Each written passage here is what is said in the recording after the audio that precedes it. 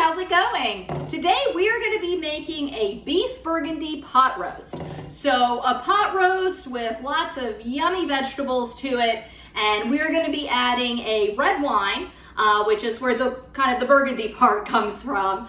But this is a great recipe for entertaining. It's a great recipe for preparing in advance, and just an all-around great recipe for really any time of the year. I mean, I generally associate pot roast with more cooler months, but it's so good. I'm happy to eat it year-round. I'm gonna start with a little bit of olive oil. So I've got my big 7-quart Dutch oven going, and I'm gonna put, it is on, need to turn it up. So turning it up to medium-high heat, and I'm just gonna let this olive oil get going just a little bit before I add about half a cup of pancetta. You could use bacon if you wanted. Bacon and pancetta, very similar. Bacon has just been smoked. So if you were to use bacon, you would be adding a smoky flavor, which is why I'm just sticking with pancetta, but if you want bacon, go for it. So I have a 2-pound chuck roast here, and I'm gonna generously salt and pepper. So what I did is I went ahead and dried it off, okay? So you want this, in order to get a good color and crisp up nicely, it needs to be dry, all right? So I'm gonna generously salt and pepper. So even though pancetta is very high in fat, a lot of just natural fat in the pancetta, you always wanna put a little bit of oil in the pan to kind of help get it going. It has a tendency to burn if you just put it into a dry pan. So you don't need a lot of oil, but just a tad. And a piece of meat this large is going to take a lot of oil also. So for that reason, you're adding two types of oil.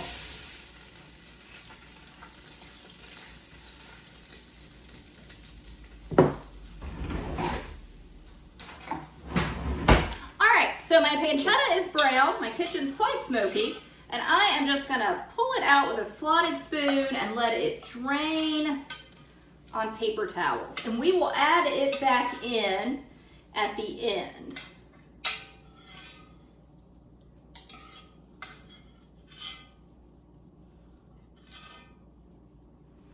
Okay, so just set that aside.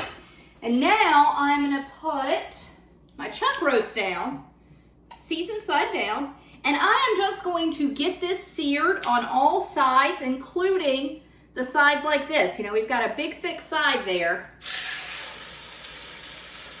And don't forget to salt and pepper each side before you sear.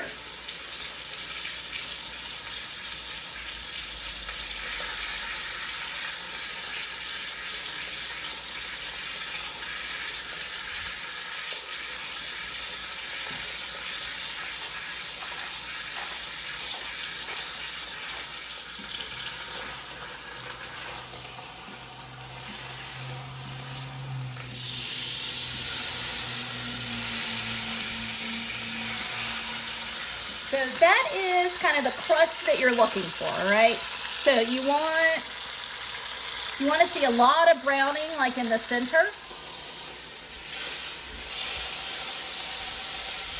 Okay, so I've got my chuck roast is seared on both sides, but I want to make sure, and you kind of got to hold it with your tongs and just hold it up to sear it on those 4 thick edges, okay?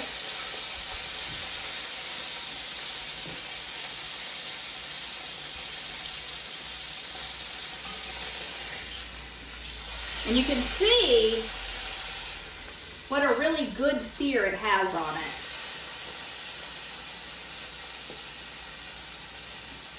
And when you're searing it, you want to make sure that you're searing it over like a medium-high to even high heat, just depending on your stove. A low heat is just going to steam it. It won't be that, it won't end up browning on it on a low heat.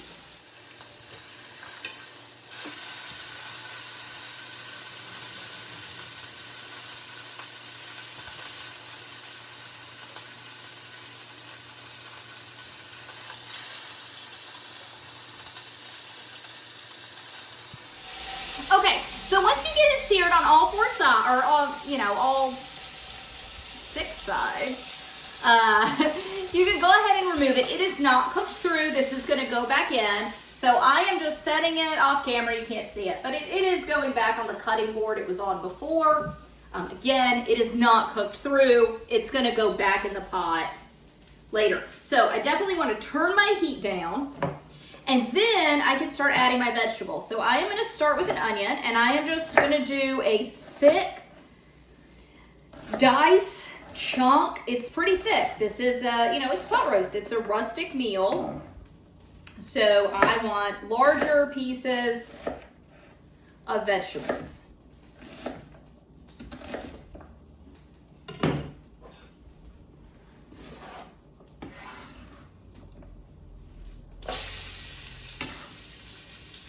And I have turned my heat down to medium. I think I said that. Okay, so next thing that's gonna go in are some turnips. I've got some little turnips out of my garden. Pulled them out a couple weeks ago. And I'm just gonna quarter these. I don't always put turnips in my pot roast, but it's something that I have on hand. I've used them in multiple different ways over the past few weeks, and I'm just trying to get through them. I mean, they're a root vegetable, so they do have a long lifespan, but I would like to use them as, when they're a little fresher. And I'm almost through with them. I think I've got one turnip meal left. I don't mean that to sound like I'm tired of them. I'm not, but I don't know, psychologically, you get close to the end of something, and then it's just almost becomes a challenge to finish it. I don't know. All right, so I'm just going to toss these around in the oil.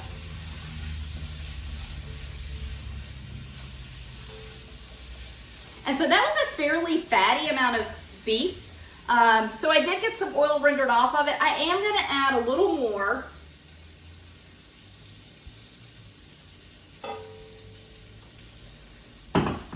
And that is just something you just have to judge depending on your stove and the pot you're using and the temperature you're cooking on. Adding more oil is just sometimes necessary. So even when you don't, I did not think I'd have to add more, but I definitely did. So I've got 2 carrots, and I am just gonna do a thick dice, or a thick round.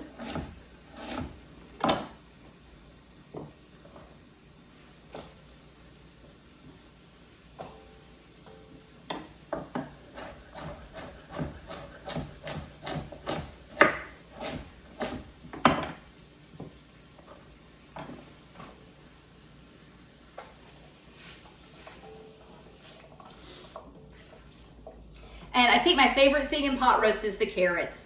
They just get so delicious and sweet. Like, they just cook down so well, and like all that sweet flavor comes out. I love carrots in pot roast, so I don't mind a bigger chunk on them.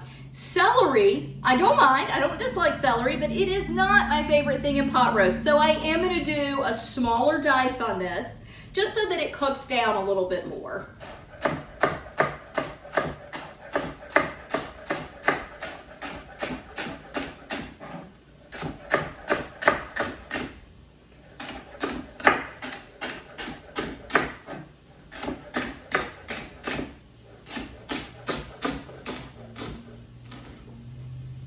And pot roast is something you really can add any vegetables you want. You know, like I said, I don't always do turnips in it, but much like the coq au vin, the chicken cacciatore, and all those dishes that we've already made, you definitely should feel free to kind of change that flavor profile to fit the way that you want to cook or what you want to eat. So I'm going to go ahead and I'm just slicing 4 cloves of garlic.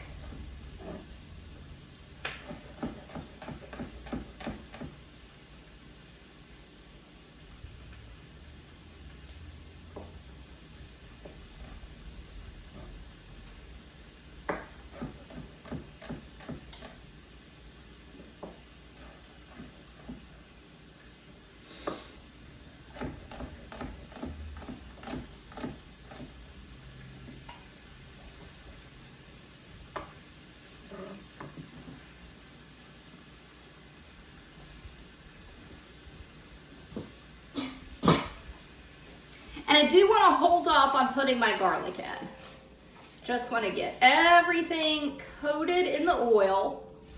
I'm going to turn my heat up a little and just get a good sear on all the vegetables.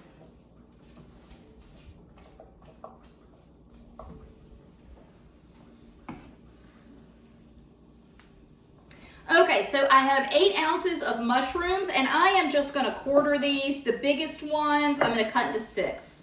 So I just washed these, or wiped them off, excuse me. I wiped them off with just a damp paper towel.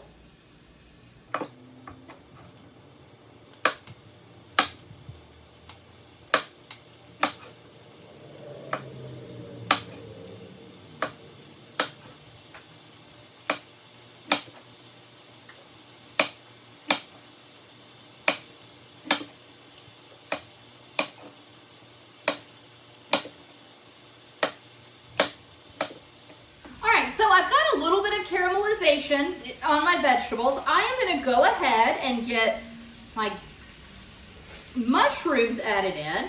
As I have said before, they take a deceptively long time to cook. They look super quick cooking, but because there's so much water in them, it actually takes a while to release the water and whatnot. Release the water so they can brown. So I'm going to go ahead and get those put in. And it's going to take a little while for them to cook down. So I'll meet you back when they're done.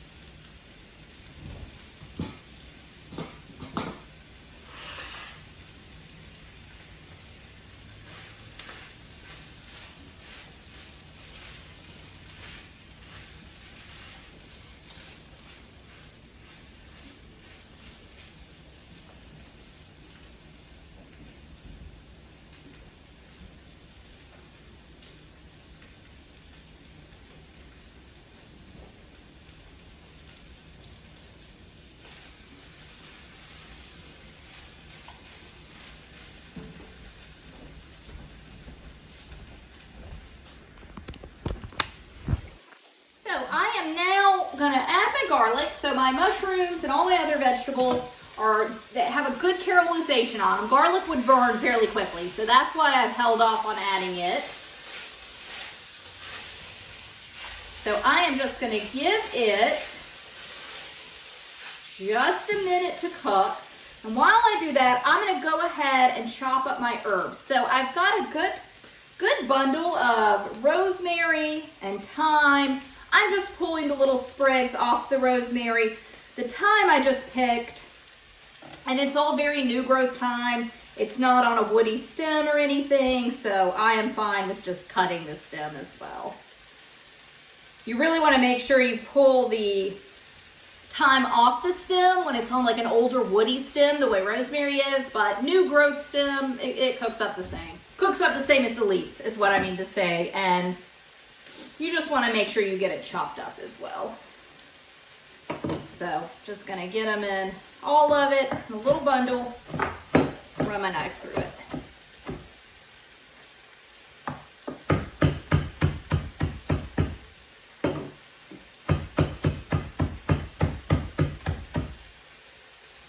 Now, when I'm working with either rosemary or thyme that is older and is on a fairly woody stem, what I will do is I'll just throw it, the whole sprig, into the pot, and then the leaves will fall off as it cooks, and I fish the stem out later.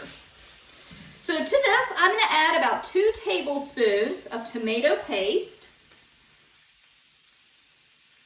And I like the tube kind for when you only need a few tablespoons, easy to just squirt right in. And cook it just a little. It kind of helps remove some of the, I don't know, like metallic taste from the tube or the can, if that's what you're using. Okay, so one of my favorite ingredients, Wondra. I'm going to sprinkle in a few tablespoons. This is just going to help give it some body and create a good sauce in the end. So we just want to stir it around, let it cook up just a little bit. You, of course, as always, can just use flour if you'd like.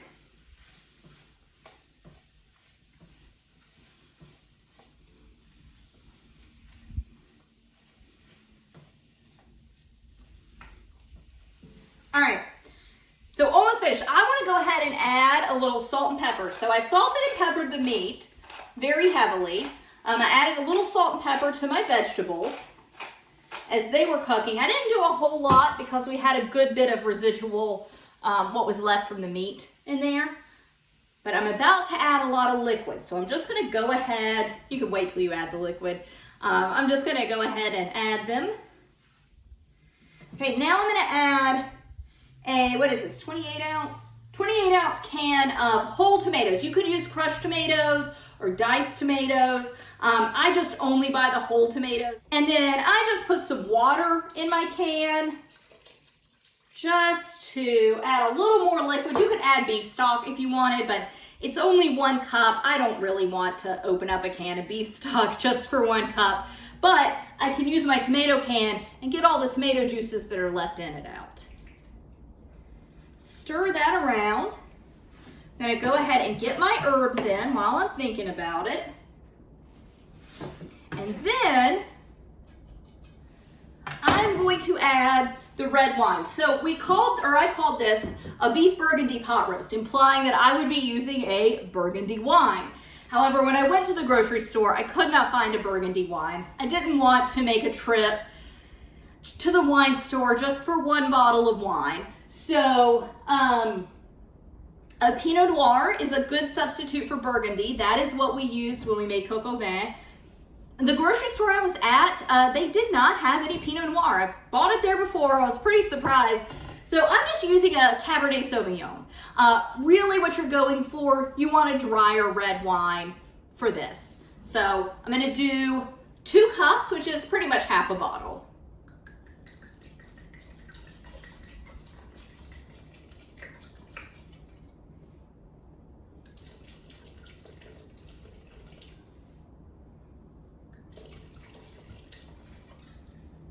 Okay.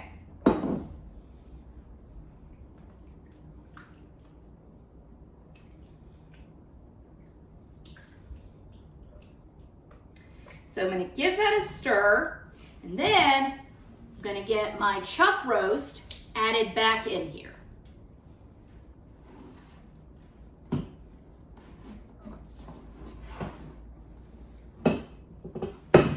Whew, that's heavy. That's hard to reach. All right.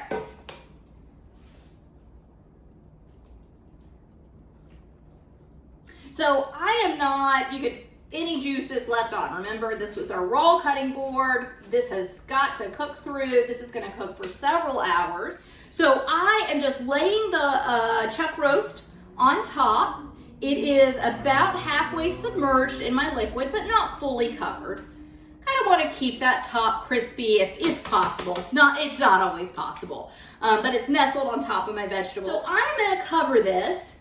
I am going to pop it into, I'm not eating it now. I'm eating it tomorrow. I'm going to cover this, let it cool a little bit, and then I'm going to put it in my refrigerator until I'm ready to eat it tomorrow. This is why this is such a good recipe for entertaining with, because you can do all of the work, which really wasn't even that difficult, but you can do all of the work the day, even 2 days before you want to serve it. So at this point, I'm just gonna stick it in the fridge. Now tomorrow, to cook this off, I'm gonna preheat my oven, or I'm gonna heat my oven to 300, and I'm going to cook this, what do I say? Yeah, 2 more hours. You could cook it a little longer than that if you wanted to. Since it'll be coming out of a cold refrigerator, a pot this large is gonna take a long time to heat up. So I will probably cook it for about 2.5 hours on 300, lid on. We want to keep the juices in it, okay? This is not one, we're not really trying to concentrate the flavor too much. We do wanna cook it with the lid on. And just all of these flavors are gonna fuse together or infuse together. It's going to taste delicious. Your tomatoes will break down a good bit. And I will be serving this over mashed potatoes, and we're gonna have a blackberry cobbler for dessert. So I'm really looking forward for dinner, our weekend dinner tomorrow. The pancetta is still aside, so I will add the pancetta in at the very, very end. So actually, when it comes out of the oven is when I'm gonna add this pancetta, which of course is cooked through, back in. If I were to put the pancetta in now with all this liquid, it would just get kind of rubbery. So it is more of a garnish at the very end. So I hope this encourages you to make an easy pot roast. It is not the quickest thing to cook, but it's definitely not hard to do. So thank you for joining me. Bye.